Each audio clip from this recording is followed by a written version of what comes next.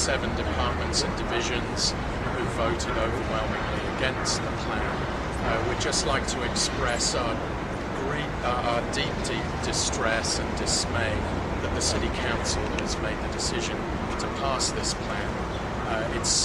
We need new classrooms and labs for our students, sure, but speaking as the faculty, we feel we're the best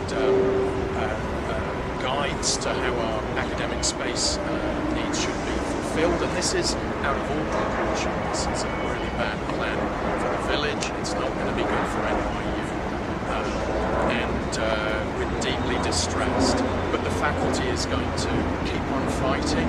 We're united with our neighbours in the community, with Greenwich Village Society for Historical Preservation. We are determined that we shall hold this plan, a plan that is not true to our academic mission. And with that, I'll hand over. In certain terms, this is the height of arbitrariness, and this is the height of capricious action, and we will expose it in court for what it was. So who are you actually suing?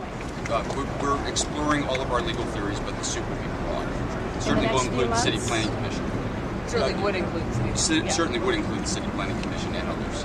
And are there any cases? I mean, this is sort of routinely how city planning and city planning process doesn't work in cities. Are there other cases you can point to where they've successfully won awards? I take slight exception with your characterization that the process worked, because if this is the way the process worked, it clearly doesn't work for the people it's supposed to serve.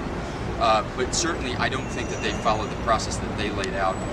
They asked questions and they asked for information from NYU. They didn't even follow up. The same thing happened at the City Council. When the cameras are on and you guys are watching and the public's there, they're great standing up there saying, well, we want this piece of information, we want that explanation, but then they don't follow up and they go into a back room and they cut a deal. That is not the kind of process that a city agency that is supposed to support the people and serve the people, that's not the way the process is supposed to work.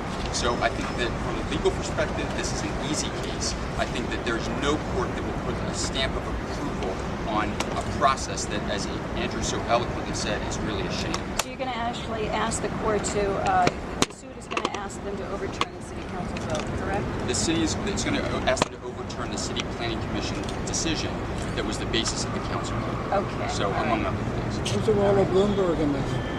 Well, the next stage, this now goes to the mayor.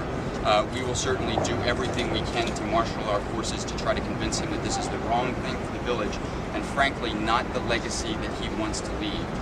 We have little doubt that we'll get more of a hearing than we did today when the entire balcony was kicked out because a couple of people got upset.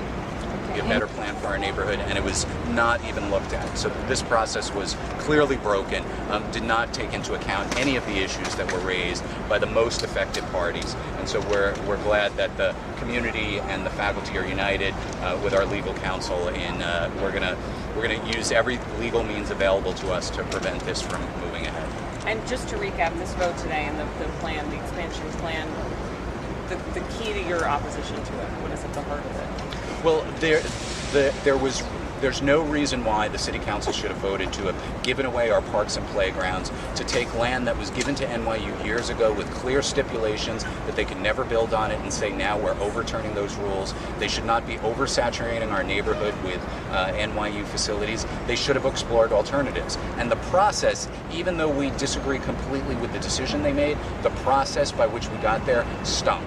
They did not listen to the public. They did not listen to our concerns. Clearly, they had made up their mind before they even came in and took the actual vote, and they were willing to say so.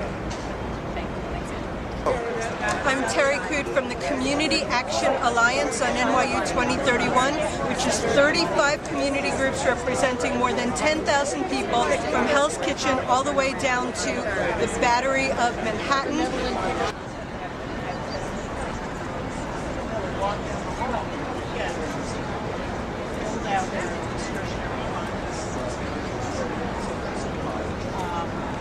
Friday.